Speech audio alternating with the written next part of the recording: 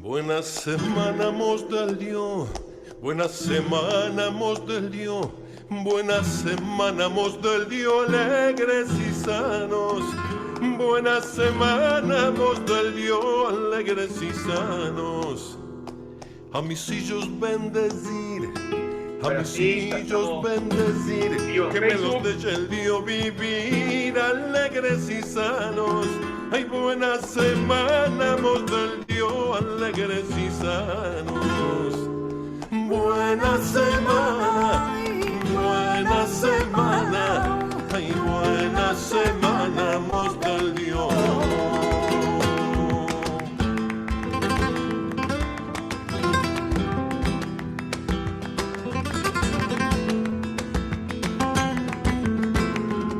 Para fadar y circuncir, para fadar y circuncir, para poner el tefelim. Buena semana, ay, buena semana, mos del Dios, alegres y sanos. A nuestros padres honrar, a nuestros padres bien honrar, y a los novios alegrar. Buena semana, buenas. Y ahora sí, ya estamos para arrancar con toda. Suena la música, suena por todos lados. A ver, a ver. Estamos también en YouTube transmitiendo, por eso suena la música. Y ahora sí, muy buenas tardes y muy buenas noches, también dependiendo desde qué rincón del planeta nos están acompañando en el día de hoy. Y bienvenidos a un nuevo encuentro del CIVICSEF. Hoy estaremos compartiendo la segunda parte de un encuentro maravilloso que hemos tenido y que hemos compartido semanas atrás, donde hablamos y recorrimos 3 lugares tan significativos de la Andalucía judía. Hoy tenemos algo magnífico, pero lo que más contento me pone es que se viene la segunda parte del ticket aéreo que nos prometió el doctor Mario Eduardo Cohen, presidente del CIVICSEF. Después, Mario, si querés, podés ahondar un poco en el tema. Hemos recorrido ya la arquitectura y las obras de la Andalucía judía y hoy nos daremos el gusto nuevamente junto a Rafael Cámara, junto a Moisés Hassan y a Sebastián de la Obra, de volver a recorrer España como pocas veces lo hemos hecho y para hablar de 3 judíos universales que trascendieron no solamente el espacio físico, sino que también trascendieron el tiempo durante muchos, pero muchos siglos. Hoy tendremos la oportunidad de poder hablar de Maimónides, de Ibn Gabirol y de Ibn Shaprut.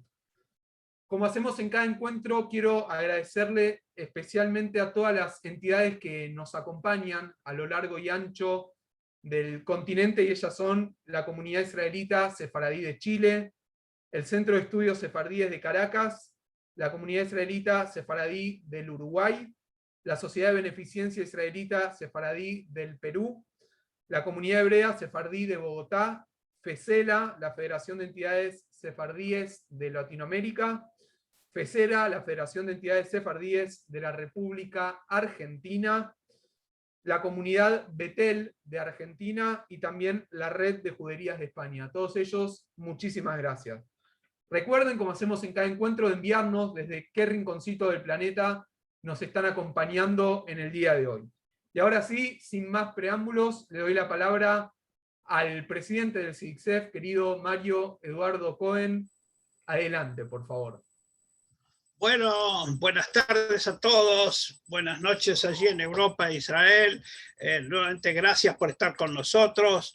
En esta época de pandemia nosotros creemos que hacemos una contribución, el estar juntos, el tener estos placeres intelectuales son los mejores antídotos contra la pandemia. Así que gracias por estar con nosotros, gracias por compartir, y hoy es un día de excepción. Tendremos 3 investigadores, conocedores de España, que nos van a hablar justamente de 3 personalidades que han trascendido a la historia universal y que a través de una, digamos, un paseo virtual por 3 ciudades donde vivieron todos estos grandes de la cultura universal. Nos van a llevar de la mano gente que justamente vive en los lugares donde vivieron o nacieron algunos de ellos. Ante todo, mi agradecimiento al CIDICSEF, a los 5 pilares que tengo al lado mío, a María en el área de publicaciones, Graciela en el área de musical, Betty en temas de la biblioteca. Justamente estamos trabajando en la biblioteca digital, la mayor biblioteca digital del mundo en temas sefardíes, así que estamos en ese tema. Bueno, a Leonardo en temas de costumbres y legales, y Diana que está todos los días en la trinchera. Bueno, concretamente, para entrar al tema, es una pequeñísima introducción de qué estamos hablando. Los judíos vivieron por lo menos 10 siglos en España, más o menos del siglo XV hasta el siglo V, hasta el siglo XV, y se desarrollaron y llegaron a la más alta niveles intelectuales en la etapa de islámica, y justamente en esa etapa islámica es que se desarrollan estas 3 personalidades que vamos a hablar hoy y que son, diríamos,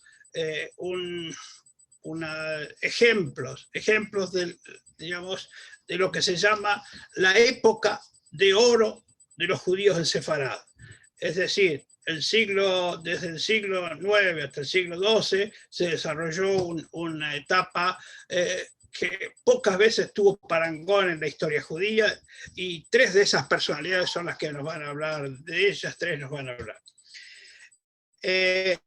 Les aclaro que los 3 que van a hablar hoy son 3 dirigentes intelectuales, pero además digamos, dirigentes de las propias ciudades donde ellos viven.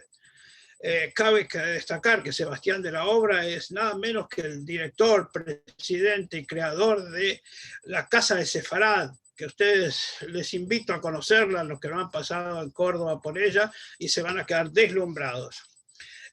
Bueno, nuestro querido Rafael Cámara, que es digamos, una persona que apoya desde hace 30 años en el grupo de Juventa, es el que él maneja y que ha conseguido cosas extraordinarias como el monumento a Hasdai Ben Shaprut, la incorporación de Jaén a la red de juderías y otros, y ha hecho un trabajo excepcional en concientizar a la gente de Jaén de la importancia de la judería. En primer momento vamos a tener a Moisés Hassan Amselem, que nos va a hablar en este caso de un Gabriel. Si bien no vivió en Sevilla, pero él estaba imbuido de toda esa Andalucía judía. Moisés es licenciado de Derecho en la Universidad Complutense de Madrid y actualmente está en la Universidad Pablo de Olavide de Sevilla, en el área de Holocausto y Antisemitismo.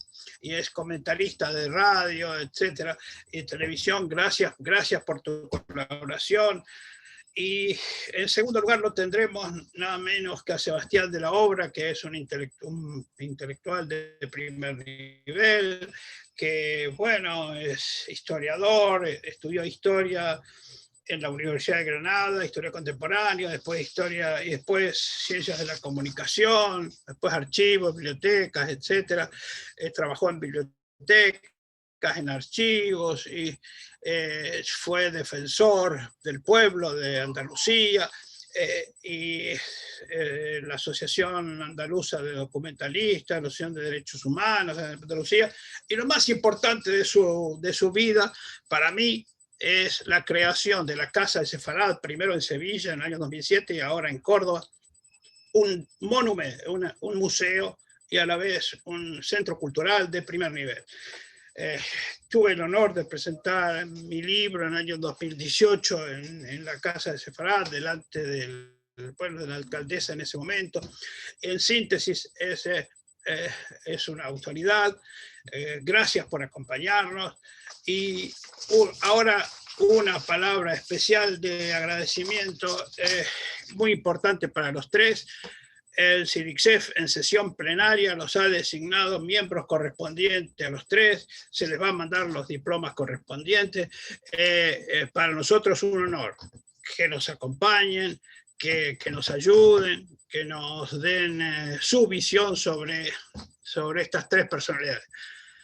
Yo sé que estas personalidades se las puede estudiar rabinos, pueden estudiarla historiadores, pueden estudiarla médicos, pueden estudiarla sociólogos, pueden hacerlo filósofos, pero nos interesa sobremanera escuchar a tres españoles actuales hablar sobre ella.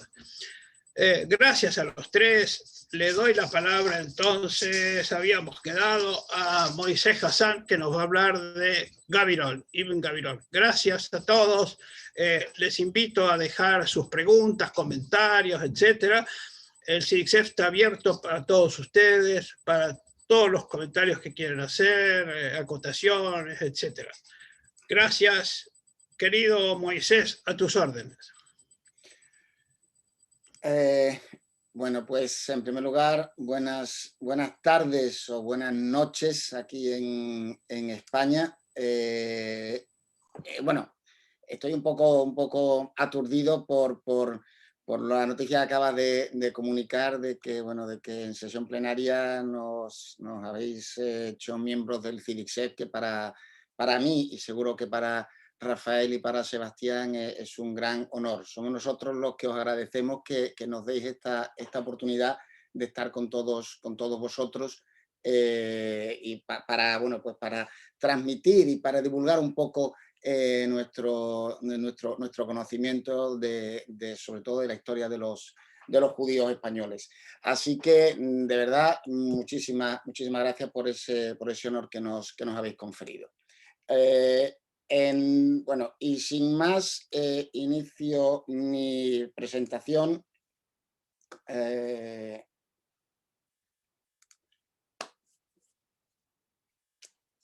Vale. Bueno, pues yo voy a hablar de Si querés ponerlo en pantalla completa para que lo podamos ver, que estamos viendo pantalla negra, mitad pantalla negra y mitad pantalla completa. Perdón, pues espera. Entonces, no hay inconveniente. Sí, Esto, para que quede claro, estamos en vivo, 17:17, hora aquí en Argentina. Ahora sí, adelante, querido Moisés. Vale. Bueno, pues voy a hablar de Salomón ibn Gabirol, Shlomo ben Yehuda ibn Gabirol o Sulaimán ibn Yahya ibn Jabirul. Él nació en Málaga, parece ser, aunque tiene antecedentes cordobeses. Estamos hablando del siglo XI. Lamentablemente, Ibn Gabirol no es muy conocido en España. En estos últimos años es algo más conocido en Málaga por la estatua que hay de Ibn Gabirol. Entonces, cuando alguien escucha el nombre de Ibn Gabirol, dice, sí, el de la estatua. Hay otros que cuando escuchan el nombre Ibn Gabirol, dicen, sí, como el colegio judío que hay en Madrid. Hay otros que viven en Tel Aviv y dicen, sí, la avenida que acaba en Kikar Rabin. ¿No? Lamentablemente, ese es el conocimiento o el poco conocimiento que hay de Gabirol en España, entre judíos y entre no judíos.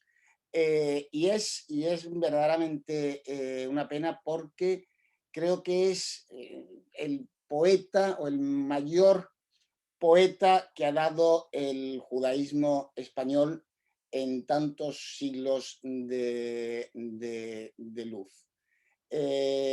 Poeta y filósofo, con una vida muy corta, con una producción muy prolija. No sabemos qué hubiera sido si no hubiera fallecido tan pronto, con una edad de 37, 38 años, murió Ibn Gabirol, y en ese tiempo le dio, tuvo una gran producción. Como decía, nace en Málaga, nace en la ciudad de Málaga. Sus padres han huido de Córdoba a raíz del ataque de los bereberes a la ciudad de Córdoba, y se establecen en Málaga. Poco tiempo después, cuando es todavía un niño, Ibn Gabirol y su familia se trasladan a Zaragoza. En aquel momento, la taifa de Zaragoza, a cargo del rey Mundir II, es una de las taifas más brillantes, donde más se desarrolla la vida intelectual. De hecho, el visir del rey Mundir es un judío, Yekutiel ben Isaac, que además él de alguna forma hace lo mismo que ha hecho Ibn Shaprut un siglo antes, y es convertir en Córdoba en esa ciudad con un gran acervo intelectual. Él de alguna forma, Yekutiel ben Isaac, quiere que Zaragoza sea esa ciudad donde se desarrolla el arte, la literatura, la filosofía, que sea un sitio de intelectuales. Y Ibn Gabirol, a una edad muy temprana, entra y se convierte en protegido de Yekutiel ben Isaac. Y es precisamente a él a quien dedica gran parte de sus poemas. Ibn Gabirol, su vertiente de poeta hace que le dedique gran cantidad de poemas alabando a Yekutiel ben Isaac, que es quien lo ha tomado bajo su protección. Lamentablemente, 6-7 años después, en 1039, y las fechas en esto son complicadas porque no tenemos mucha documentación. Entonces, aunque damos fechas, se cree que nace en 1021, se cree que se va a Zaragoza en 1029, se cree que sale de Zaragoza en dirección Granada en 1039. Él lamentablemente tiene que salir de Zaragoza, pues bueno, pues por lo mismo que salieron sus padres de Córdoba, porque hay una revuelta en el que los judíes se rebelan contra la dinastía reinante y toman el poder. Y uno de los que muere es precisamente Yekutiel ben Isaac. Ibn Gabirol dedica además un poema precioso llorando la muerte de Yekutiel ben Isaac, y se dirige a la taifa de Granada. Como personaje, Ibn Gabirol tiene todas estas características que yo he puesto aquí y alguna más. Por supuesto, su valía está fuera de toda duda, pero es una persona, en primer lugar, enfermizo, y eso marca su carácter. Desde muy pequeño él tiene una enfermedad muy similar a la lepra, y eso le agria el carácter. Es una persona arisca, es iracundo, tiene ataques coléricos. Por otra parte, su enfermedad lo hace ser retraído, y por último, otro rasgo de su carácter, podemos decir que es muy arrogante. Es una persona muy arrogante, ¿no? De hecho, él sabe que lo es, y él se considera un gran poeta, y además critica mucho las obras de otros poetas que intentan, o él les dice, creen que pueden llegar a mi altura, ¿no? Entonces, eso evidentemente le hace crearse muchos enemigos. Su poesía ha pasado a la posteridad, y por eso podemos hablar de Ibn Gabirol como el mayor poeta hispanohebreo que ha habido, por cuanto a día de hoy, en pleno siglo XXI, los poemas religiosos de Ibn Gabirol siguen siendo parte de las celebraciones judías de los días más importantes del año, tanto en Rosh Hashanah como en Yom Kippur. En las sinagogas se escuchan los poemas de Ibn Gabirol, lo que nos dan una idea del nivel que Ibn Gabirol tiene. Entre sus obras filosóficas está, las tres más importantes son La fuente de la vida, La corrección de los caracteres del alma y La selección de perlas. Es el primer autor que introduce la filosofía neoplatónica en Al-Ándalus. Además, curiosamente, o no tan curiosamente, Ibn Gabirol la filosofía la escribe en árabe, mientras que la poesía la escribe en hebreo, aunque con la rima, aunque con el sistema de métrica árabe. Pero toda su prosa la escribe en lengua árabe.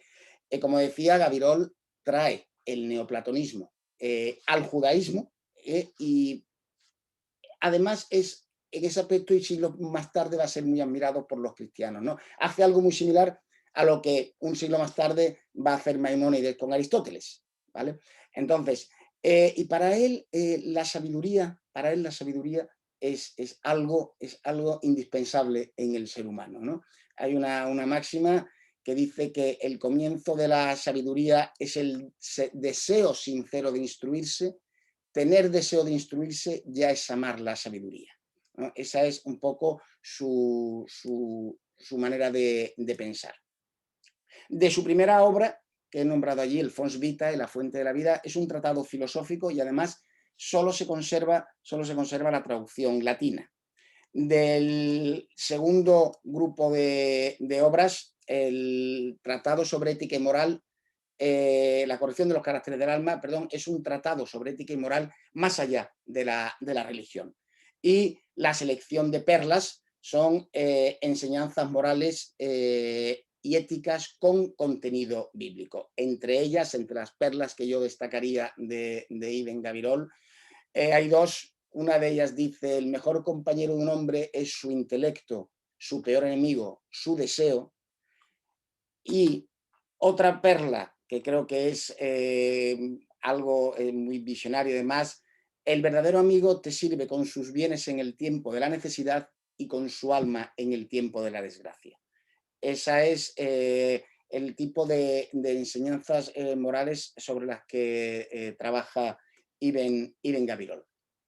En cuanto a su poesía, bueno, pues la poesía, si la filosofía juega un papel importante, la poesía, como decía antes, aún más. Muy joven, con apenas 16 años, escribe Las Azarot. Las Azarot es un poema litúrgico que contiene los 613 preceptos del judaísmo. En el judaísmo hay 613 preceptos, 365 negativos, 248 positivos y, de alguna forma, esta poesía recoge esos poemas y además el último verso de una estrofa siempre liga con el primero de la otra estrofa. Es algo que no solamente ha hecho él, hay azarot de otros poetas, pero sí que es cierto que con la edad que él tenía cuando lo escribe es algo absolutamente admirable. Como decía antes, los piyutim, la poesía religiosa, esa poesía religiosa que se canta todavía a día de hoy, es parte de la liturgia en los días más sagrados del año, como son Rosh Hashanah y Yom Kippur. Y escribe lo que también se considera una obra cumbre, que es el Keter Malhut, o Corona del Reino. Keter Malhut es un poema de tendencias místicas que supone una síntesis entre las creencias tradicionales judías y la filosofía neoplatónica. Aquí vemos que, como va a hacer Maimónides años más tarde, va a mezclar religión y filosofía, ¿no? Como decía, la poesía de Gabirol está compuesta en hebreo según el sistema árabe de prosa rimada. y tiene 3 partes, una oda introductoria de loas y alabanzas a Dios, un canto a la creación y finalmente una confesión de culpas e invocación a la misericordia. Curiosamente, Ibn Gabirol pasa la historia con un nombre distinto, Abicebrol o Abicebrón, y de alguna manera está muy aceptado en el mundo cristiano y se piensa que es un autor cristiano. Tenemos que esperar hasta el siglo XIX para que nos demos cuenta que Abicebrón, el Abicebrón del que hablan las fuentes cristianas, Ibn Gabirol es la misma persona. Es decir, no se concebía durante todo ese tiempo, durante todo ese lapso de siglos, que un judío hubiera escrito filosofía de esta manera, y por eso se pensaba que era un filósofo cristiano con el nombre de Abicebrón. Y también dentro de esa poesía no solo hace poesía religiosa,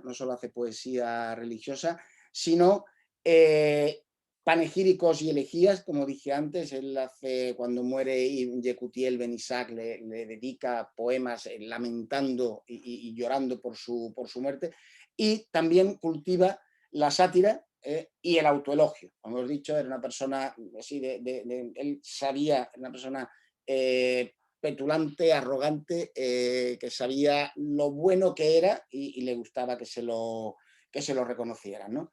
Y para acabar, como decía antes, el colegio judío que hay en Madrid, el colegio se llama Ibn Gabirol, y en su patio, en el patio del colegio, en el patio de donantes que se llama, hay una pared de cristal con una inscripción, con un texto que dice: en el camino a la sabiduría, el primer paso es el silencio, el segundo escuchar, el tercero recordar, el cuarto practicar, el quinto enseñar a otros. Muchas gracias. Muchas gracias a vos, querido Moisés. Nos has dejado con una reflexión más que interesante y profunda. Yo me quedé un poco impactado. Queremos contarle a la gente del otro lado que nosotros no vimos el PowerPoint, o sea, vemos el PowerPoint en este momento. Te invito, Moisés, en este momento a dejar de compartir pantalla, así podemos volver a encontrarnos. Y en este momento, si no me lo anoté mal, tenemos a Sebastián que nos va a hablar, ¿puede ser? ¿O Bien. iba, sí? ¿Rafael? Sí.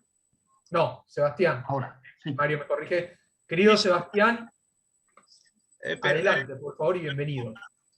Un minuto para señalar que en CIDIC se está elaborando un libro.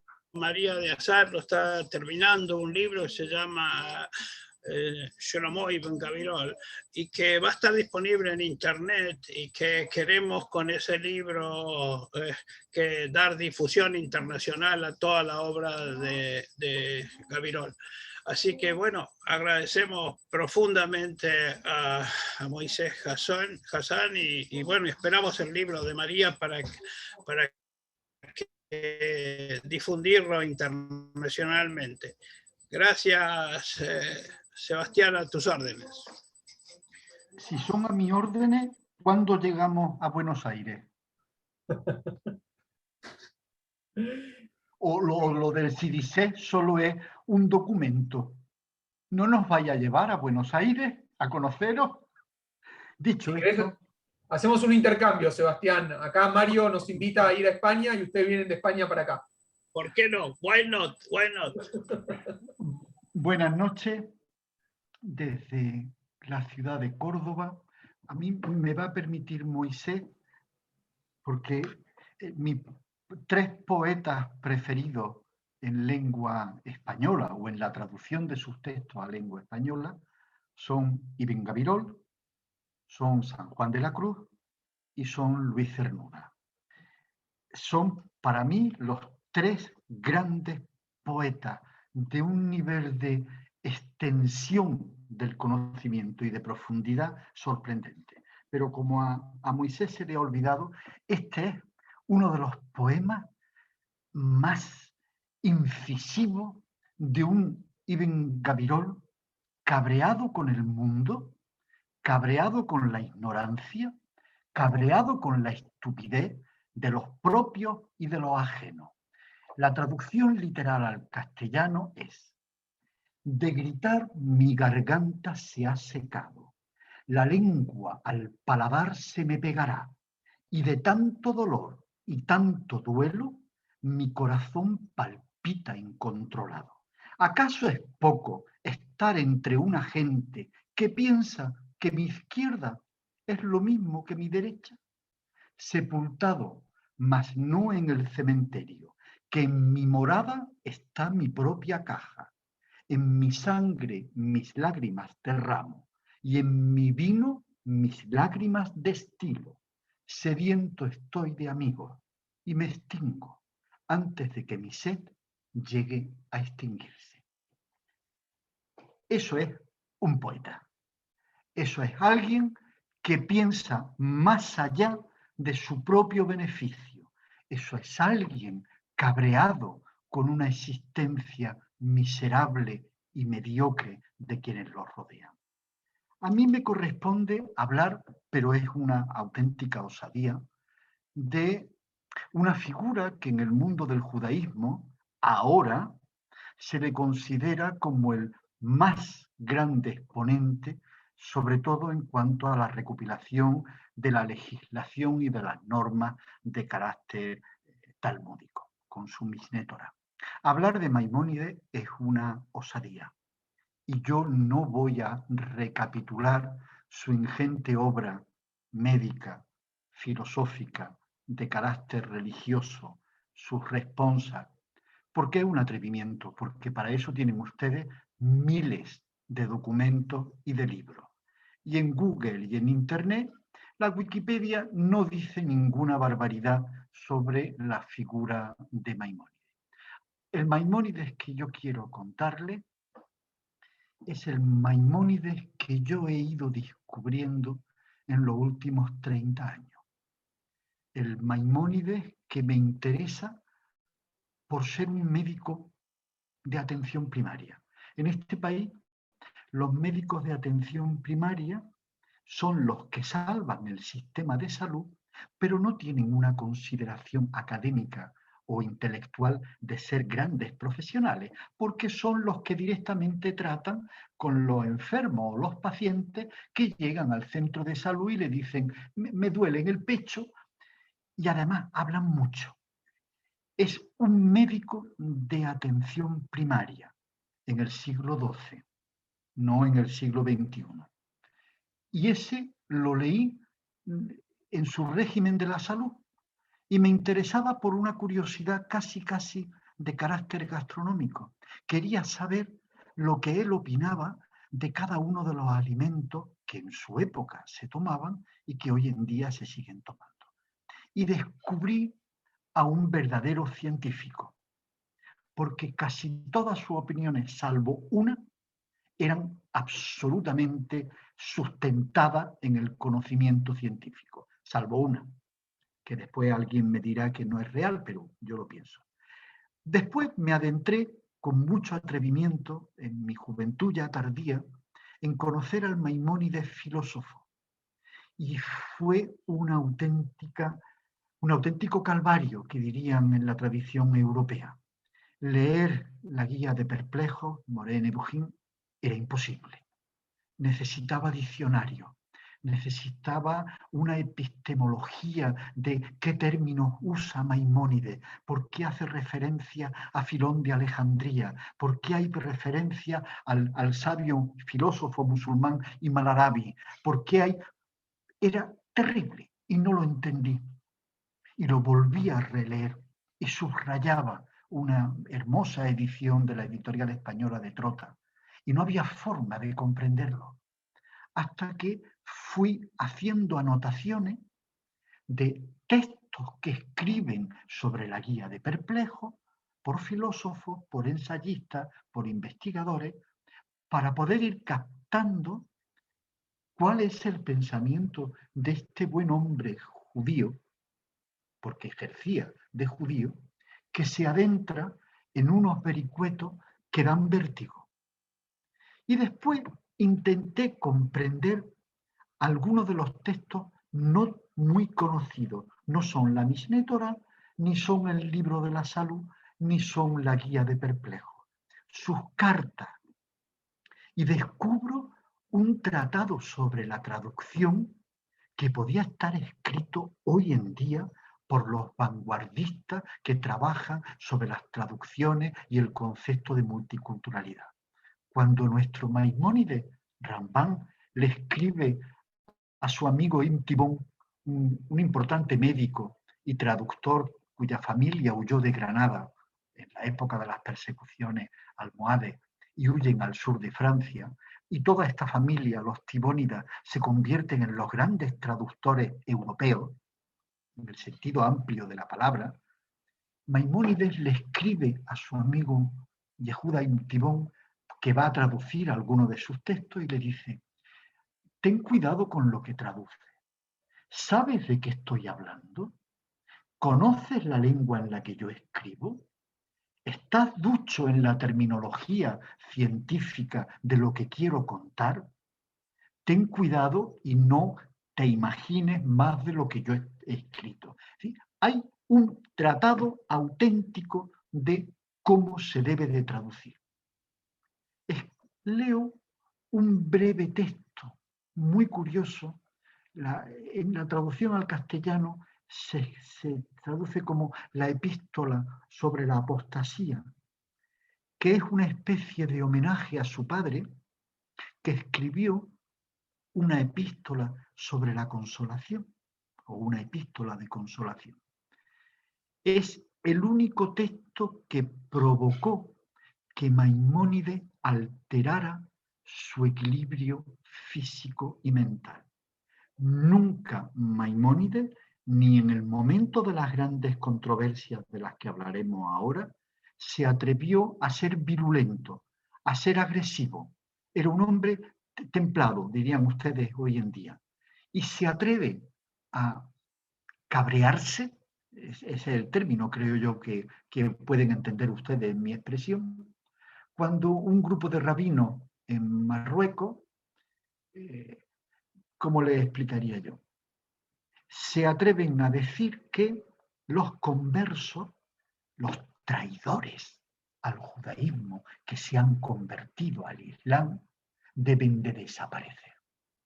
Y es el único momento en el que este Maimónides, de un carácter absolutamente humanista, utilizaríamos el término contemporáneo, se atreve a decirle ignorante, estúpido, faltos de cualquier atisbo de sabiduría, y eso que es solo una breve epístola, de mucho menor valor dentro del judaísmo tradicional que sus cartas a los hermanos del Yemen o que otros muchos textos suyos, a mí me acercó tanto a esta figura que empecé a trabajar sobre Maimónides con muchas lagunas, porque me sigue costando trabajo interpretar el ejercicio de conocimiento que hace un hombre para decir: la fe puede llevar al fanatismo y al horror,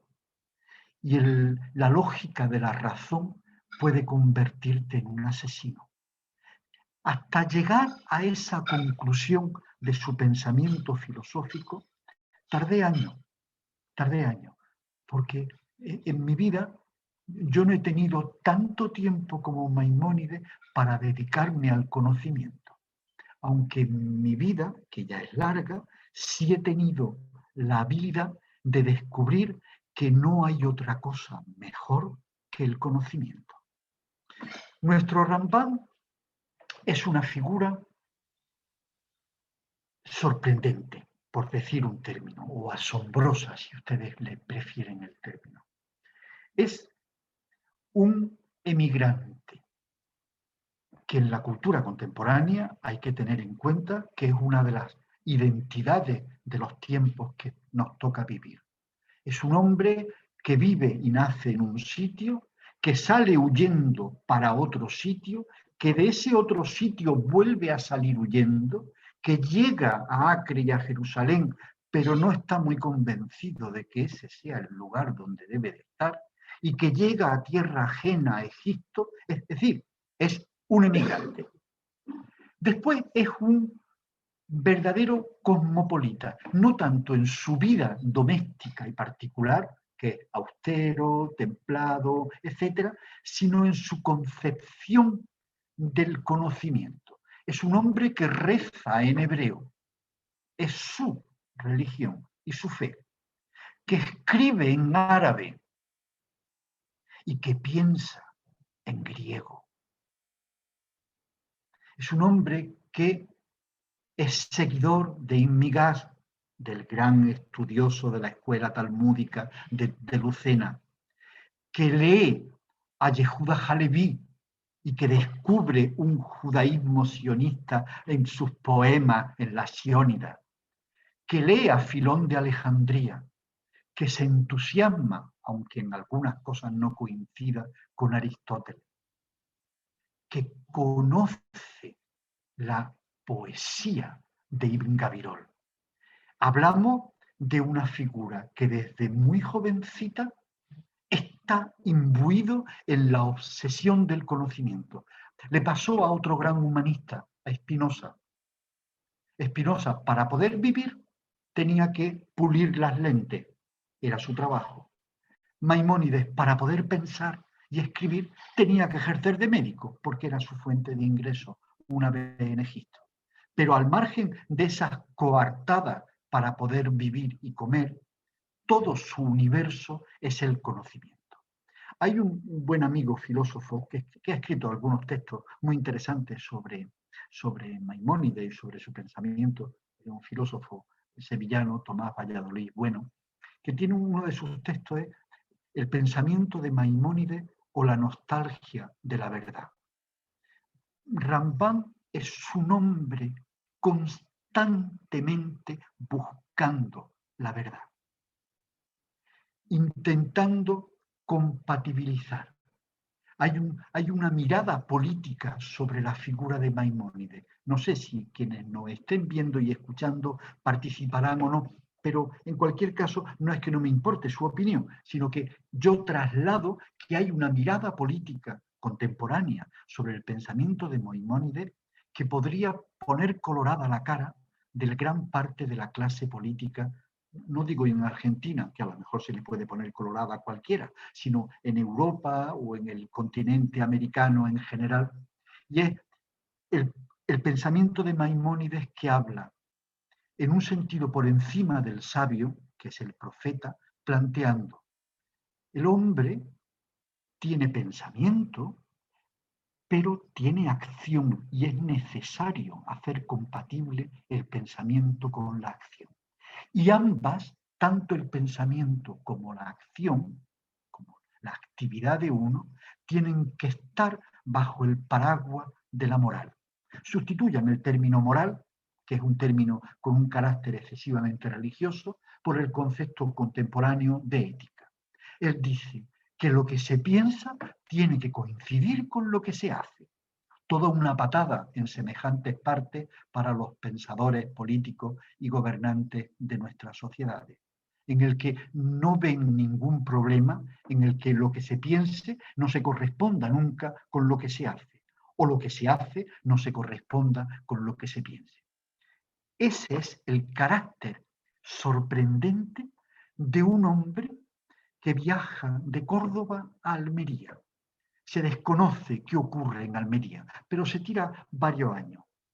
Que de Almería, presionado por la intransigencia de los islamistas almohades, los antiguos rigoristas que son primos hermanos de los nuevos, huye a Fez, en una situación extraña que ha dado pie a mucha literatura barata. Y es cómo se va a Fez si Fez es la capital del imperio almohade, y son los almohades, y ahí han salido interpretaciones desde la propia UNESCO, que sacó un número de su revista El Correo de la UNESCO hace muchos años, en el que aseguraba fehacientemente que la familia de Rambam se habían convertido al Islam, etcétera, etcétera. Pero es cierto que resulta extraño, salvo por una cuestión, porque en Fez el ambiente intelectual, denominémoslo así, en un momento determinado, estamos hablando de los años 1160, 1161, 1162, es un ambiente de cierta tolerancia intelectual. La tolerancia se puede medir de muchas formas, en este caso es intelectual. Hay sabios musulmanes que protegen, si me permiten la expresión, a la figura de Maimónides. Hay el jefe de la comunidad, Ibn Shoshan, que termina siendo ejecutado por el régimen almohade, que da pie a que el propio Ramban y su familia salgan de nuevo huyendo de Fez. En este viaje pasan por todo el norte de África, hay pequeñas escalas que están datadas, pero no están trabajadas en Túnez, en Alejandría, hasta que llega a Acre. En Acre está una breve temporada, viaja a Jerusalén, ve una ciudad atormentada, estamos en un momento de cruzada, con una minoría judía que vive de las ayudas que llegan del norte de África y de las comunidades europeas, y no termina de convencerle, y no termina de gustarle. Y se instala en un primer tiempo en Alejandría, una ciudad espléndida. Hoy no es espléndida. Yo he estado allí y es una ciudad excesivamente moderna. Pero si cierras los ojos, terminas por soñar que es una ciudad abierta al mar, como debería de ser y como lo fue durante mucho tiempo. Y de Alejandría se va hasta Fostat, la ciudad vieja del Cairo. Y ahí empieza el Maimónides monumental, el Maimónides que termina la Mishneh Torah, un trabajo enciclopédico de una dimensión, no solo por los 14 volúmenes, sino porque es capaz de compensar, codificar, sistematizar y hacerlo de una manera relativamente didáctica toda la historia del judaísmo, tanto el bíblico como el rabínico. Ahí termina definitivamente su régimen de la salud. Un tratado, yo podría estar contándoles, porque siempre fue el primer texto que leí de Maimónides y me entusiasmó, contarles desde anécdotas a situaciones que me han sorprendido. Maimónides en el siglo XII introduce el elemento del estado psicológico del paciente o del enfermo como uno de los elementos determinantes para diagnosticar un padecimiento. Es decir, lo que hoy en día nos dice la medicina contemporánea y moderna, que dice, Maimónides le preguntaba al enfermo, ¿qué te pasa? Y el enfermo le contestaba, me duele el hombro o me duele el pecho. Y Maimónides continuaba la conversación y les decía, ¿tú comes bien? Y dices, ¿tú cómo? ¿Te llevas bien con tu esposa? ¿Hablas con ella? ¿Vas a la sinagoga? ¿Duermes tranquilo? ¿Tienes alguna preocupación? Y cuando había hecho ese recorrido del médico de atención primaria, introduciendo elementos de diagnóstico que en la época no existían, le preguntaba, y ahora dime dónde te duele en concreto. Esa concepción absolutamente moderna. Maimónides es un moderno, a pesar de que algunos se lo hayan apropiado desde el dogma.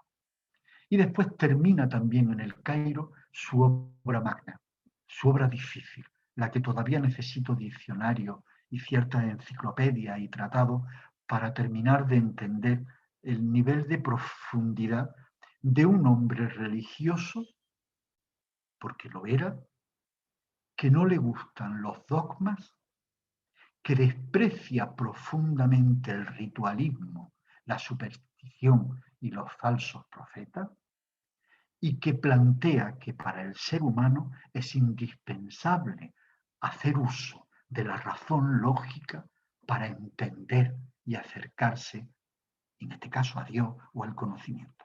Es una obra espectacular. Es una obra que acerca el pensamiento tradicional de Aristóteles, no todo, porque hay cosas en las que Maimónides pone los puntos sobre la I al propio Aristóteles, diciéndole: yo aquí no estoy de acuerdo contigo, en muchos asuntos que serían largos de contar y que Mario podría ayudarnos, pero no quiero entrar en esos derroteros. Quiero contarles mi emoción con la figura de Maimónides. Ese Maimónides políglota que traduce del griego, que reza en hebreo y que escribe en árabe. Ese Maimónides emigrante que va conociendo distintas situaciones forzado por la migración. Ese Maimónides heterodoxo, sí, aunque desde Israel alguien me esté escuchando y diga: ¿cómo que heterodoxo? Sí, heterodoxo, muy heterodoxo, hasta el punto que las comunidades dogmáticas de judíos del sur de Europa llaman a la Inquisición romana para que quemen los libros de Maimónides. Y sin embargo, hoy en día, cuando yo voy a Israel y les muestro mi admiración, mi sumisión intelectual a la figura de Maimónides, mis amigos progresistas de Israel me dicen: ¿cómo? ¿A Maimónides? Si Maimónides se lo han apropiado, el pensamiento más dogmático del judaísmo hoy en día. Digo, no es posible. No es posible que todavía existan algunas fotografías de la supuesta tumba de Maimónides en Tiberíades, visitada por hombres y mujeres, y que hoy en día esa tumba esté dividida por un pequeño muro en el que por una parte pueden estar los hombres y por la otra parte, sin verse, pueden estar las mujeres. No sé si Maimónides, tan templado como era, se levantaría de su tumba, pero desde luego podría decirle algunas cosas de las que ya les dijo a los rabinos en Marruecos. ¿Cuáles son mis dudas sobre Maimónides? Una de ellas es sencilla de explicar.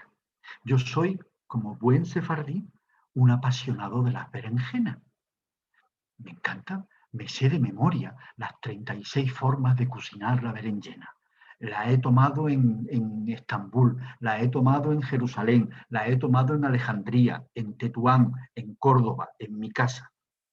Y sin embargo, Maimónides escribe, yo creo que en un mal día, un día de verano cordobés o algo así, que escribe que la berenjena es un alimento que produce bastante malestar. Y no he terminado de entenderlo. ¿Cómo es posible que, siendo la reina de la comida de la tradición sefardí, Maimónides, algunos médicos ya me lo han explicado, pero les dejo simplemente con mi sorpresa, que mi maestro diga que las berenjenas no son buenas? Recupero mi cercanía a la figura de Rambán con otro alimento. Cuando Rambán, de manera escueta en el régimen de la salud, porque se publica bajo hegemonía musulmana, no puede poner más que una frase, que es: el mejor de todos los alimentos es el vino. Y ahí ya me recupero y me reconcilio con Rambán, porque coincido plenamente con él.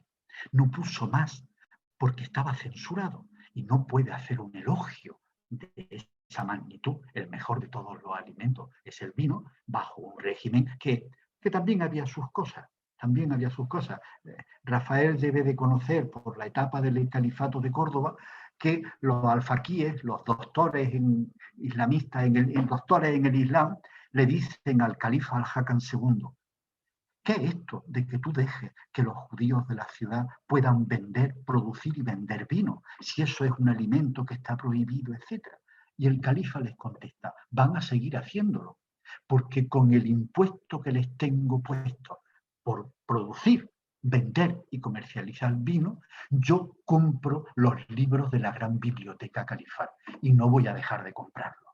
Bien, esa es una de las facetas de Maimónides que a mí más me atraen: su pensamiento en torno a los alimentos, a sus beneficios, etc. Porque además es de lo menos conocido de su figura, o de lo menos estudiado. Debe de parecer poco intelectual hablar de berenjena y de vino, pero a mí, a mi edad, ahora es de lo que mejor me mantiene: la berenjena y el vino. Y después hay una cuestión que nunca la he entendido, y lo hablo en serio. Maimónides deja caer en algunas de sus respuestas, de sus respuestas a las consultas que hay de todos los judíos del arco y de la cuenca del Mediterráneo, hay algunos momentos en el que deja caer que a él no le gusta una de las artes que a mí más me emocionan, la música. A Maimónides no le gusta la música. Y llevo dándole vueltas años. ¿Por qué? ¿Qué le pasó? ¿Qué ocurrió? Como todos tenemos en nuestra vida un suceso que marca una fractura, una grieta, ¿qué ocurrió? ¿Por qué? He llegado a una conclusión temeraria, poco documentada y simplemente me sirve para alargar mi comunicación con ustedes, y es que la música distrae. Y es posible que ese motivo, la distracción, sea la causa por la que Maimónides no solo no le gusta la música, sino que en algún momento la trata como un elemento porque lo distraía de su obsesión, de su objetivo, que era conocer. Cuando una vida está dedicada al conocimiento, cualquier elemento puede distraerte. Esto entra en contradicción con el vino, porque el vino también distrae. O si tomas más vino de la cuenta, te puedes distraer más de la cuenta. La figura de Rambam es una figura... Antes Moisés hablaba de Ingabirol desconocido. Es cierto, Ingabirol, a pesar de ser uno de los grandes poetas europeos de la historia de Europa y de uno de los grandes poetas hispanos, es cierto que Maimónides no es conocido. Hay muchas huellas en la ciudad de Córdoba.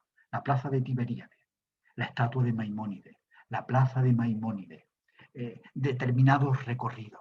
Se ha trabajado en el ámbito académico, que como ustedes saben es muy necesario porque aprende, pero es un ámbito muy circunscrito a dos actividades. Una perniciosa, que es permanentemente estar haciendo currículum, y la otra bondadosa, que es dar a conocer lo que sabe.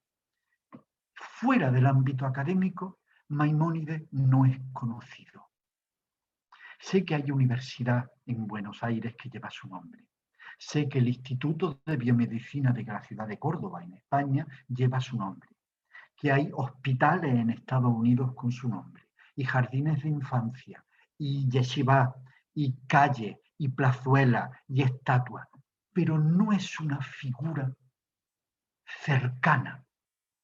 Mi obsesión en los últimos años en la casa de Sefará ha sido convertir al Maimónides que a mí me provocaba dolor de cabeza en una figura digna de escarbar, de hurgar, de descubrir, bien por lo que más fácil podría ser la medicina, bien por lo que desde el punto de vista religioso más te puede satisfacer la Mishneh Torah, bien por las cartas, porque cada carta es un tratado ético o un tratado de compasión o un tratado de humanidad o un tratado de dignidad, bien por su pensamiento filosófico, porque establece una noción equilibrada entre el uso de la razón lógica y de la fe. Pero es poco conocido. He conseguido atraer la atención a través de una colección de textos de Maimónides, tanto de fondo antiguo, Moisés sabe de mi afición a la bibliofilia, de textos editados en el 1500, en el 1580, en el 1600, textos escritos en ruso, en húngaro, en japonés, en yiddish, en judeo-español, en castellano, en inglés, en francés, en italiano. ¿Qué lengua más extraña? La más extraña de todas era el húngaro, porque yo creo que no lo hablan ya ni los húngaros, pero en cualquier caso, por generar una curiosidad en el público que no sea la de este fue un gran pensador judío, o este fue un gran médico, o lo que dicen nuestros visitantes judíos que repiten una y otra vez, mi Moshe ad Moshe lo canje Moshe. No ha habido otro Moisés, pero no lo han visto, no lo han leído, lo tienen etiquetado, lo tienen clasificado. Maimónides es inclasificable. Y eso es lo que me gustaría que restara de mis palabras esta noche. Maimónides es un hombre emigrante, políglota, cosmopolita, humanista y heterodoxo. En su momento, un ejemplo de modernidad, entendida la modernidad como el atrevimiento a plantear cosas que antes no se habían planteado. ¿Qué me molesta de Maimónides? La apropiación por algunos de un Maimónides que no es real, que es solo real para sus propios intereses. ¿Y qué me molesta de Maimónides? El desinterés de una parte de la gente de este país, del mío en este caso, por conocer una de las figuras que destacan en toda la historia del pensamiento de la humanidad. No lo pongan en duda. No soy un exagerado andaluz convirtiendo a Maimónides, no. Ya los norteamericanos lo descubrieron.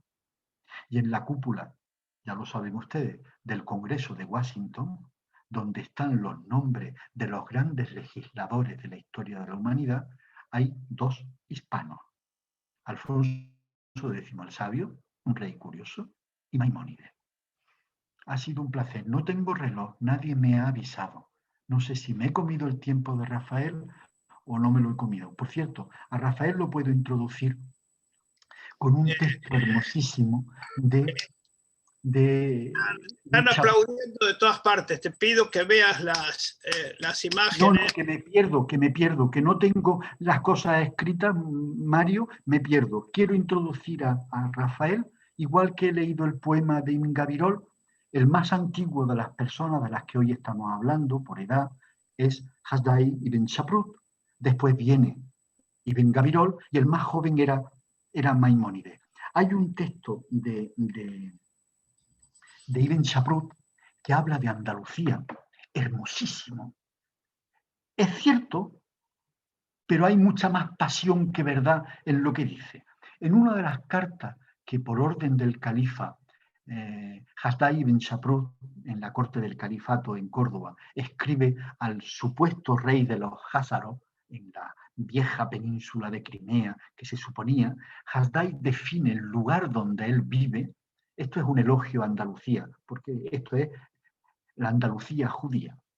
Y dice: yo vivo en una tierra que se llama Al-Ándalus, fértil, llena de ríos, de fuentes y de pozos horadados, tierra de trigo, vino y aceite, múltiples y deliciosos frutos y de todo género de cosas preciosas. Tiene jardines y huertos donde crecen árboles frutales y donde florecen árboles cuyas hojas comen los gusanos. Los gusanos de seda se refiere. Tenemos igualmente montes de azafrán de muchas especies, minas de plata, minas de oro, de hierro, de estaño. El plomo y el zinc abundan en nuestra tierra, el azufre, el mármol y el cristal. El nombre de mi país, en cuyo medio habitamos, es Sefarad, en nuestra lengua sagrada, mientras que los otros, los que gobiernan, los árabes, para ellos se llama Al-Ándalus. Es una forma muy curiosa de ver cómo uno de los eminentes, no se trata de un intelectual de la talla de Ibn Gabirol o de Rambam, pero la figura primigenia del esplendor judío en la península ibérica habla de su propia tierra, apropiándose de todo lo que ocurre en Andalucía. Espero que esto les sirva para venir a ver esos árboles frutales, esas minas de cobre o de oro que ya no existen, pero que los lugares donde estaban los sabemos, en Rodalquilar, en Almería, para que paseen por las calles de Jaén, o las de Sevilla, o las de Córdoba. Ha sido un placer estar un rato con ustedes. Pero muchas gracias, Sebastián. La verdad es que tu relato, el de Moisés y el que va a venir ahora de parte de Rafael, nos llega, nos emociona, nos invita a viajar, pero no solamente en el espacio físico, sino en el espacio temporal. Realmente estamos viviendo una tarde a pura, me gusta decir emoción, pero también a pura cultura. Esta es una charla que nos va a enseñar mucho de cultura, nos está enseñando mucho de cultura, y que tiene ahora en el tercer expositor a Rafael Cámara, también desde España, con un autor de primera línea. Así que, querido Rafael, te invito a que prendas el micrófono, a que empieces a compartir pantalla, así vemos tu exposición que nos preparaste para el día de hoy. Muy bien, un placer de nuevo estar con todos vosotros y colaborando con una institución de tanto prestigio y tanta historia, ¿no? Y tanta labor como el CIRSER, y también emocionado por la deferencia que habéis tenido hacia mi persona y hacia mis dos compañeros esta noche de mesa. Muchísimas gracias, de verdad, desde la amistad además que os proceso y la admiración que tengo a vuestra institución.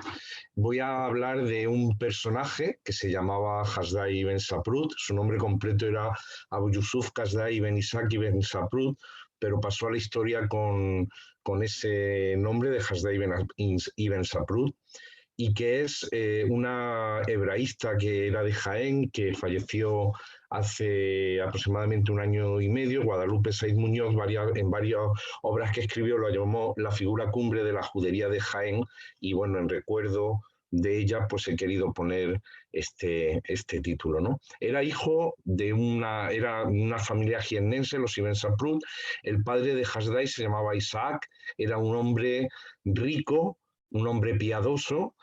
Fundó una sinagoga, sabemos por el secretario de Hasdai, que antes había sido de su padre, Menachem Ben Saruk, que había un texto, hace referencia a esa sinagoga. El hebraísta Carlos del Valle tiende a pensar que la fundó en Jaén, otros piensan que la fundó en Córdoba, ¿no? Era un mecenas de artistas judíos locales. Y bueno, pues muy posiblemente parece ser que Hasdai heredó de su padre el amor a la ciencia y al empleo y el digno empleo de la riqueza, ¿no? Decían poetas posteriores que el lugar de origen de Hasdai Ibn Saprut fue Jaén, y el de su grandeza Córdoba, porque Córdoba pues era la capital de aquel país, la capital del califato, y obviamente allí estaba la corte y fue donde pudo desplegar toda su sabiduría y su influencia. Fue también la primera personalidad hispano-judía cuya vida y obra conocemos con detalle. Quiero destacar aquí, por ejemplo, que nos dicen Guadalupe Sainz Muñoz, por ejemplo, y otros historiadores, que es el primer judío en la historia de España, de lo que ahora es España, que aparece en crónicas árabes. Anteriormente se mencionaba a los judíos en general, pero no con un nombre concreto. Es el primer judío que va a aparecer en crónicas árabes posteriores. Aquí hay unos restos arqueológicos que aparecieron en la judería de Jaén precisamente, que parece que ocupó el mismo espacio bajo dominación islámica que bajo dominación castellana, y que apuntan en principio varias hipótesis, algunos catedráticos medievalistas y Luis Coronas, que fue un estudioso de la comunidad judía de Jaén, a que pudiera ser propiedad de los Ibn Isaac. Recuerdan que Hasdai era Abu Yusuf Hasdai Ibn Isaac, pues que podría pertenecer a esta familia de los hijos de Isaac. Hasdai nace en Jaén en el año 915 aproximadamente, no se sabe con exactitud. Estudia en la yeshiva que había en Jaén, estudia el Talmud, la Torá, y estudia en alguna de las madrasas que había también en la ciudad. Jaén se llamaba en el siglo X Medina Yaiyán, y era la capital, era una de las capitales de Cora o de provincia islámica más próximas a Córdoba, ¿no? Se forma en varios idiomas que los va a dominar a la perfección: el árabe, el hebreo, el romance y el latín, que todos apuntan a que lo aprendió ya en Córdoba, ¿no? Y también empezaría a estudiar medicina en Jaén, porque hay constancia también de existencia de estudios en medicina en Jaén. Siendo todavía joven, siendo un adolescente, no sabemos la edad exacta, marcharía a Córdoba con toda su familia y allí, como digo, continuaría con su formación. Este jiennense, que es Hasdai Ibn Saprut, yo voy a hablar desde la óptica de un español actual, pues voy a hablar de un personaje que me parece el paradigma de la España de las tres culturas, que sé que es un mito, que sé que tuvieron muchísimos problemas de convivencia, pero veo en Hasdai y en los califas omeyas una a mí cuando me dicen que fue un mito y tal, que lo será, pero también veo personajes que fueron capaces de convivir y de compartir y de avanzar en el estudio científico, en la cultura, gracias a esa capacidad de trabajar juntos, ¿no? Ibn Saprut con los cristianos tuvo una serie de relaciones. Primero en el califato, fue el secretario de Cartas Latinas, el responsable de la correspondencia en latín con los reinos cristianos del norte de la península, con el Sacro Romano Imperio, con Bizancio, ¿no? Y también fue una especie de jefe de protocolo y de introductor de embajadores. Él decía que todos los regalos que llegaban al califa pasaban por sus manos, ¿no? En su relación, me parece que me he saltado. Vale, sí, ya sé por qué había puesto esta diapositiva anterior. Voy a volver para atrás. Hay un momento en que él va traduciendo el Tratado Médico de Dioscórides a redescubrir la fórmula, redescubre uno de los componentes que consigue completar la fórmula de la triaca, que era un medicamento polivalente y también se utilizaba como antiveneno. Esto lo hace gracias, y la traducción del Tratado Médico de Dioscórides, que estaba escrito en griego, lo hace gracias a que se hace amigo y son estrechos colaboradores en la traducción de este tratado médico un monje bizantino que se llamaba Nicolás, cristiano, y el judío Hasdai, ¿no? Ellos consiguen traducir, Nicolás sabía griego y latín, traducen del griego al latín, y Hasdai del latín al árabe consiguen completar hacer una traducción más completa que la que circulaba por el mundo árabe, que era una traducción bastante incompleta de este tratado médico, y con él lo que va a hacer es revolucionar la medicina en Al-Ándalus y, por supuesto, redescubrir también la triaca o teriaca. Él, por ejemplo, va a ser un encargado de tratar con varias embajadas diplomáticas. Una de ellas es la que va a enviar Otón I del Sacro Romano Imperio, que van a tener un conflicto muy importante porque traía una carta en la que se insultaba al Islam, posiblemente consecuencia de que la embajada cordobesa, que había estado anteriormente en una delegación que había ido a visitar al rey Otón, no se hubiera comportado debidamente. El caso es que esas cartas consigue Hasdai, es el que encarga de Ramán III, que hable con el que está al frente de la delegación alemana, que es Juan de Gorce, un abad, y consigue al final que esas cartas no sean entregadas al califa, evitando un conflicto muy importante entre esas dos potencias, entre Al-Ándalus y el Sacro Romano Imperio. Dijo Juan de Gorce, el abad cristiano, que nunca había visto ni oído a hombre más sagaz, después cuando escribiría sobre episodios de su vida. Perdón, porque ahora le he dado... A ver... Aquí también es otro episodio curioso en el que en este caso es Hasdai quien se va a Pamplona para atender a Sancho I de León, que había sido depuesto del trono de León por una insurrección. Marcha con Sancho I el Craso, marcha con su abuela doña Toda Aznar, reina de Navarra o reina de Pamplona, y allí en Pamplona, cuando se desplaza Hasdai, dado que la reina Toda le pide a Ramán III ayuda para que su nieto Sancho I de León recupere el trono y también adelgace, porque parece ser que la obesidad fue uno de los motivos de la insurrección, no podía ni siquiera montar a caballo y dirigir a su ejército, consigue convencer a Toda, a su hijo y a su nieto a que se desplacen hasta Córdoba, satisfaciendo el ego del califa, que había sido vencido en una batalla anteriormente por las tropas navarras precisamente, y que Sancho el Craso parece ser también, según un poema de un secretario de Hasdai, de Menahem Ben Sarut, que parte del camino de Pamplona a Córdoba, no sé exactamente los kilómetros que hay, pero son muchísimos, que parte del camino lo hiciera a pie, lo que dio fruto a que colaborase en su adelgazamiento junto con algunas de las hierbas que había redescubierto, que había conseguido traducir en el Tratado Médico de Dioscórides. estoy yendo muy deprisa, quiero contar muchas cosas y no sé si a lo mejor no estoy siendo lo suficientemente claro.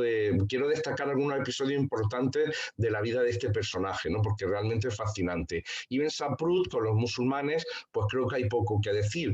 Un judío que está en la corte omeya durante 30 años al servicio de Abderramán III y de Al-Hakam II, casi 3 décadas, y que va a ostentar diferentes puestos de confianza de los califas, desde secretario de Cartas Latinas, que lo he nombrado, jefe de protocolo, médico personal de los califas, encargado de misiones diplomáticas, fue también jefe de aduana, es decir, tenía bajo su responsabilidad todos los ingresos económicos de todas las mercancías que llegaban a los puertos de Andalucía. Él controlaba, que de hecho parece ser que era la partida presupuestaria más importante de Al-Ándalus, y además tenía la dignidad de Nasí o príncipe de los judíos del Andalus.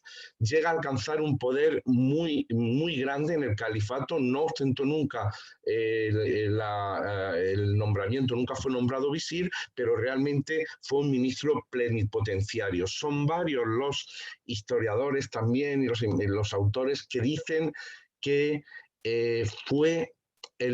no que fue, sino que ha sido hasta hoy el judío más poderoso de la historia de la península ibérica, es Hasdai ibn Saprut, porque su poder además no fue solamente a nivel peninsular, sino que pasó las fronteras de nuestro país. Y luego Hasdai ibn Saprut con los judíos, pues bueno, como he dicho, era Nasí o príncipe de los judíos de Al-Ándalus, lo que significaba que era el máximo representante de la comunidad judía andalusí. Tenía poder como juez de su pueblo, tenía poder incluso, vamos, a uno de sus secretarios llegó a encarcelarlo y a demoler su casa, ¿no? Es el mecenas que funda la Academia de Filología Hebrea de Córdoba, que tenía rango oficial y que la va a dirigir uno de sus 2 poetas secretarios, Menachem Ben Sarut. Él tiene a dos secretarios poetas, que son Menachem Ben Sarut y Dunasi Ben Labrat, que son los que inician de alguna manera todo lo que va a llegar después en el siglo XI. La Edad de Oro de la poesía hispano-hebrea va a comenzar a nacer de alguna manera en el siglo X bajo el mecenazgo de Hasdai ibn Saprut y de la mano de estos 2 poetas, Menachem Ben Sarut, que era de Tortosa, y Dunas Ben Labrat, que era del norte de África, y ambos, de hecho, incluso entran en una disputa con un tema que han comentado Moisés antes, de la utilización de la métrica del árabe en la poesía hebrea. Precisamente eso nace bajo el mecenazgo de Hasdai ibn Saprut, y durará después unos 2 siglos, unas discusiones en las que unos estaban a favor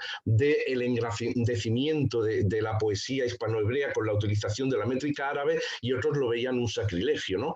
En los tiempos de Hasdai también el hebreo sale de ser una lengua que solo era utilizada en la sinagoga, de ser la lengua litúrgica exclusivamente, a ser utilizada ya en poesías donde se puede hablar, bueno, pues del amor, de los jardines, de la belleza, de muchísimas otras cosas. Y aparte de eso, incluso, por ejemplo, el propio Hasdai ibn Saprut va a usar el hebreo, que en ese momento era realmente algo rompedor, decimos en España, algo adelantado a su tiempo, ¿no? Algo moderno, como también creo que ha sido la expresión que ha utilizado Sebastián.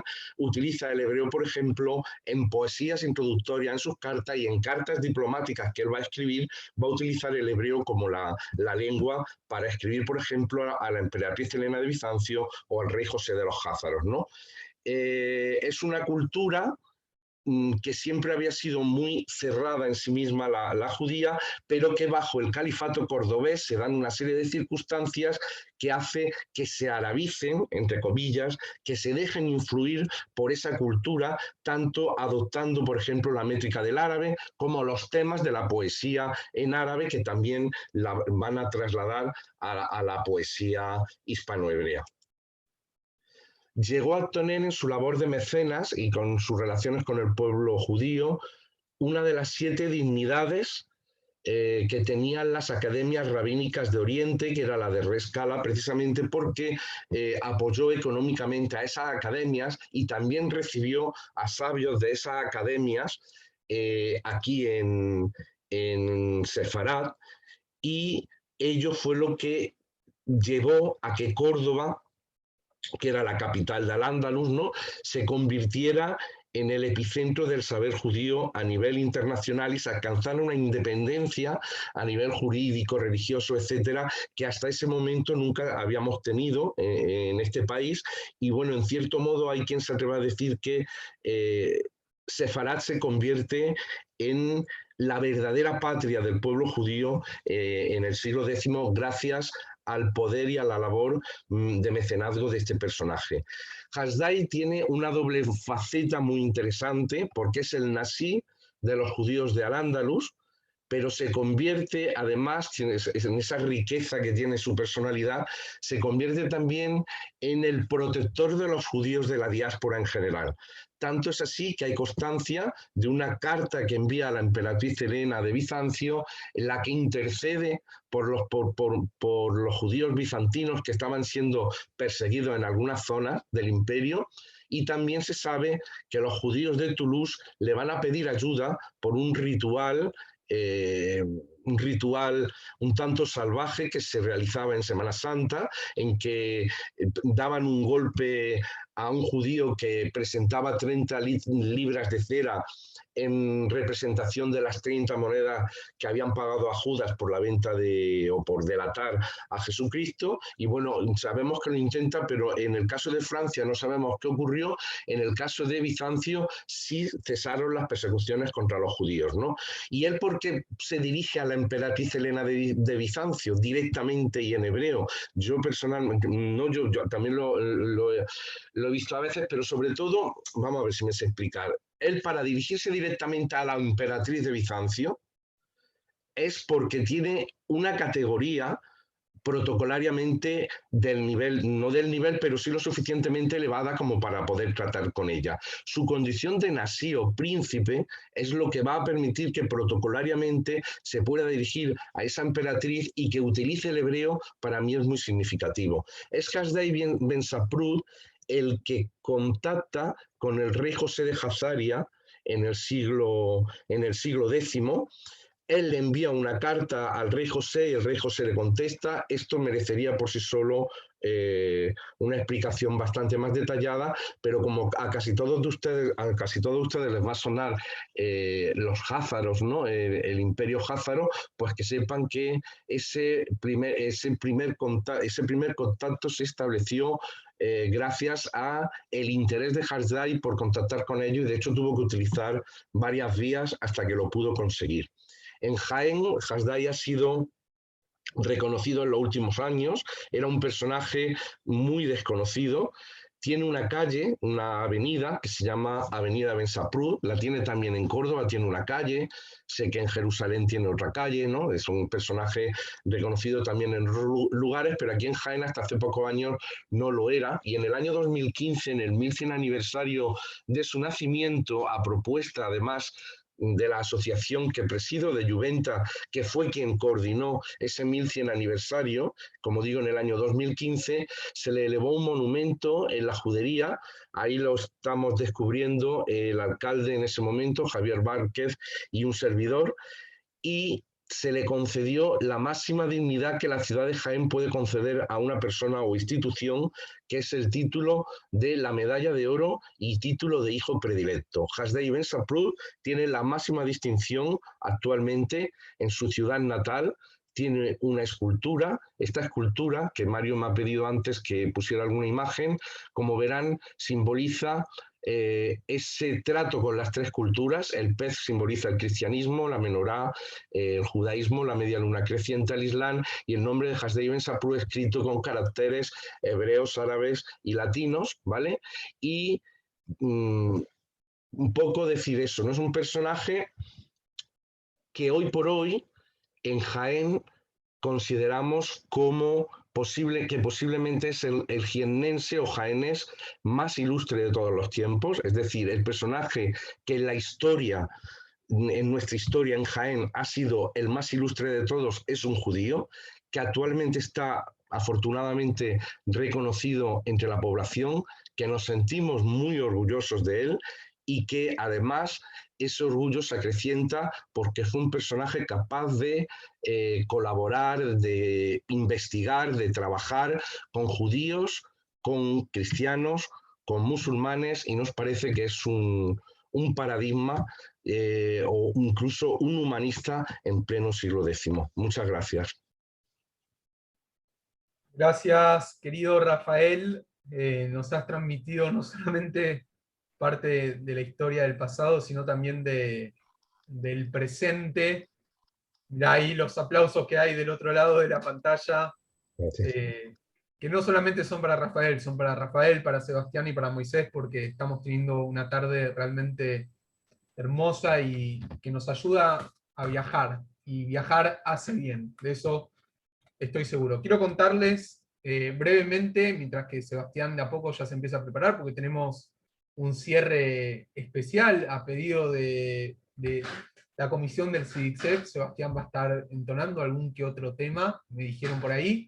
Quiero contarles que hoy nos estuvieron viendo desde Puerto de Sagunto, España, desde Cartaya, Huelva, España también, desde Las Cruces, Nuevo México, Estados Unidos, Fort Lauderdale, Miami, también allí en Estados Unidos, el centro Bené Herzl desde Río de Janeiro también se hizo presente en la tarde de hoy, y también aquí en Argentina estuvieron presentes algunas personas desde Villa Crespo, el ICAI, desde La Plata, también estuvo presente, desde Tucumán, nos dijeron en Facebook, desde la provincia de Buenos Aires, muchos también nos estuvieron me escriben acá ahora desde Chicago, desde Uruguay, también están presentes.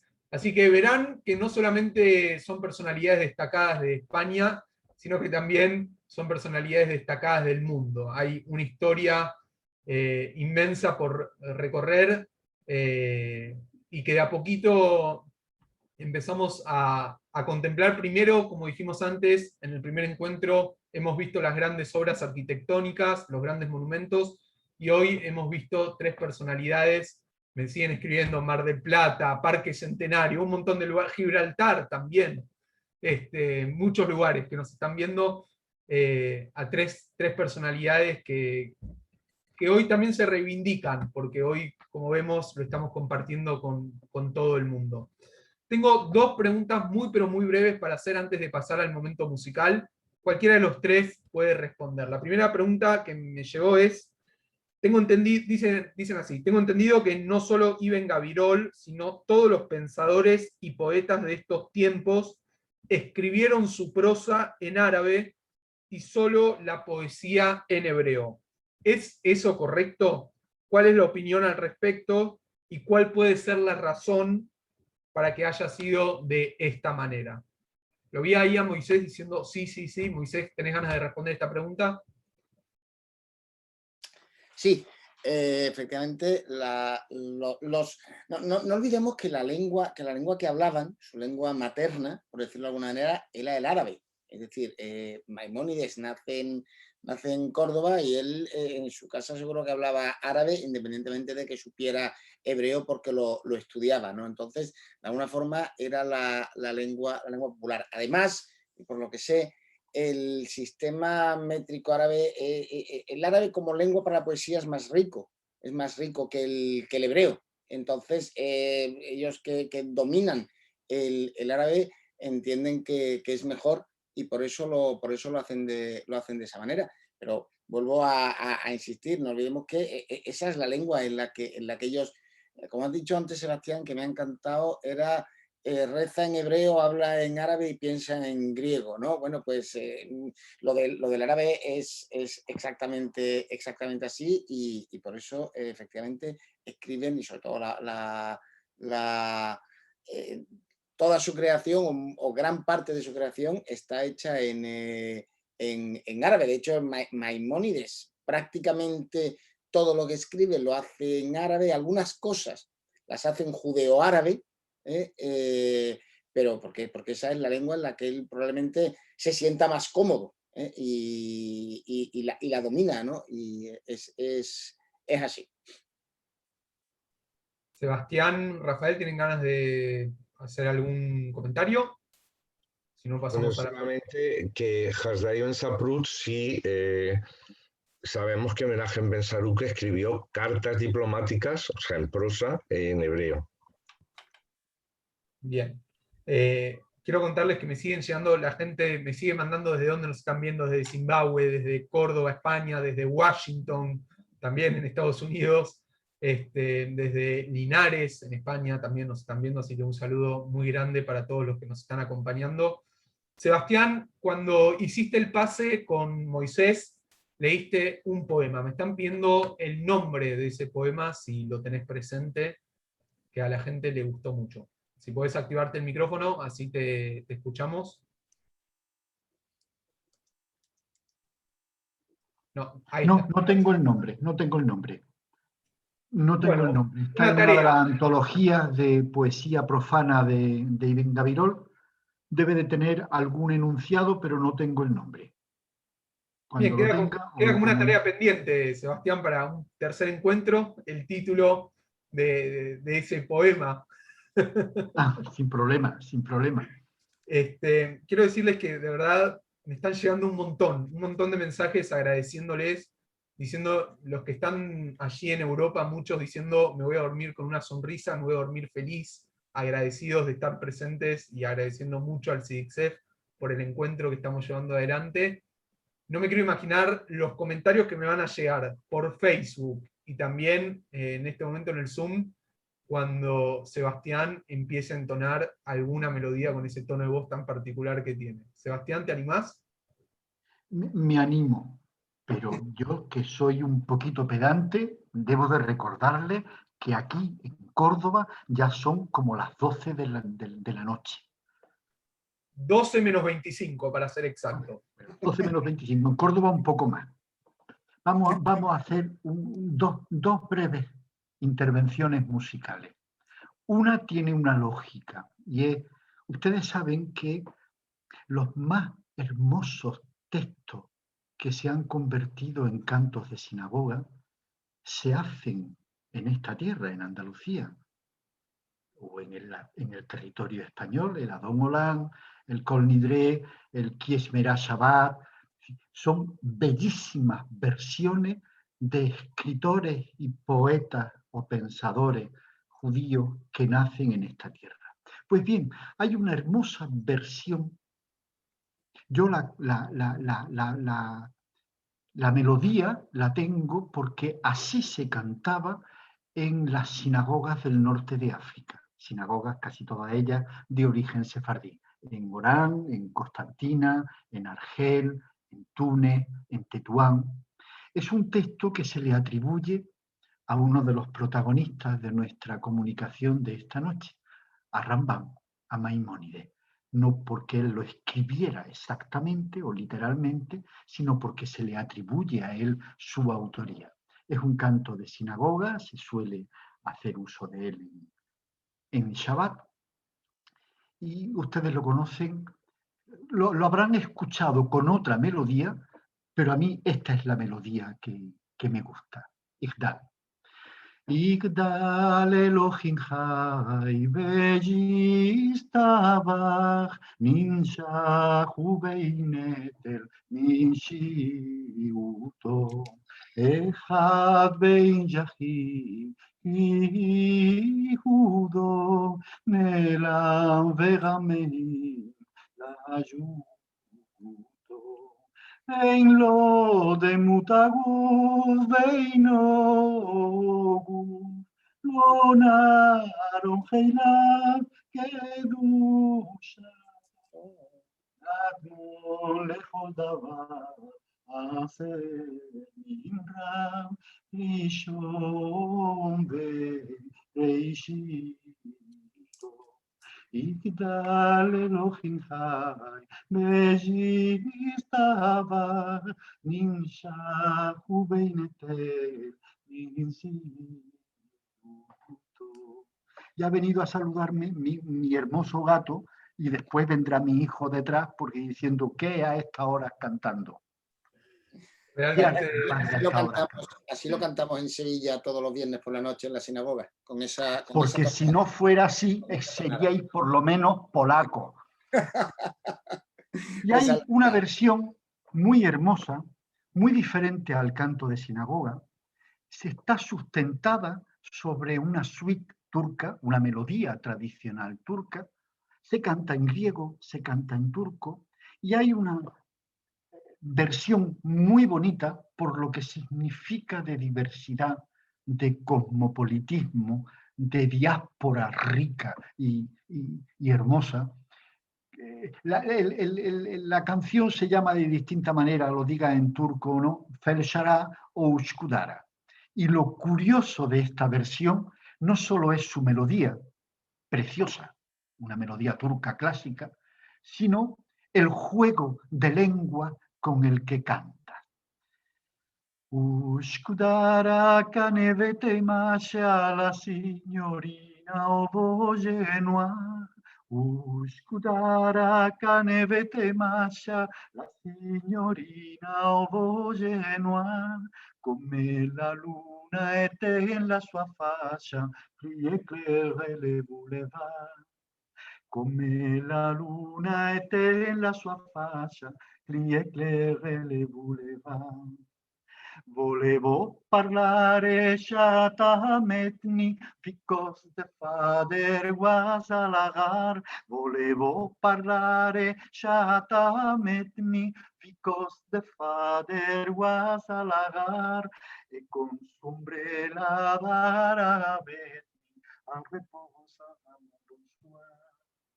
e con su ombrella d'aravetni, al reposa tutta la notte all'ambicchi e me meggisca le verdi giù.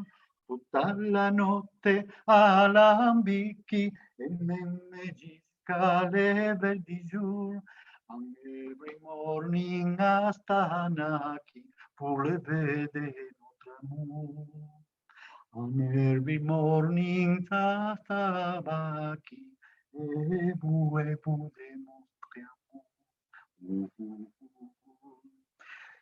hay judío español, hay italiano, hay francés, hay inglés, hay turco. La versión es contemporánea, sin lugar a dudas, por lo tanto no podemos hablar ni de una copla, ni de un romance, ni de una vieja cantica, pero el significado es muy curioso. Es una herencia que por una parte es muy tradicional en la conservación de determinados comportamientos, pero por otra parte es heredera de un cierto cosmopolitismo que hizo a la cultura sefardí en la península y en la diáspora una de las grandes culturas de la Europa, de la historia europea. Ha sido un placer, pero son las 12 de la noche. gracias, querido Sebastián. Dijiste que hay francés, hay español, hay también aplausos, una lluvia de aplausos del otro lado de la pantalla. Y qué mejor manera que de cerrar el encuentro de esta manera, yéndonos con mucho de lo que aprendimos en el día de hoy. Querido Moisés, querido Sebastián, querido Rafael, gracias, muchas, pero muchas gracias por el encuentro maravilloso que hemos vivido en el día de hoy. Allí en España, como está diciendo Sebastián, ya son casi las 12 de la noche, así que agradecerles y mucho por su presencia, por todo lo que nos enseñaron, por lo que nos hemos emocionado, y decirles a todos que próximamente nos estaremos reencontrando en otro de los maravillosos momentos que vivimos aquí desde el CIDICSE. Así que muchas, pero muchas gracias también a toda la comisión directiva por organizar estos encuentros. Será hasta la próxima. Muchísimas gracias, buenas noches, buenas tardes, y nos estamos viendo. Muchas gracias.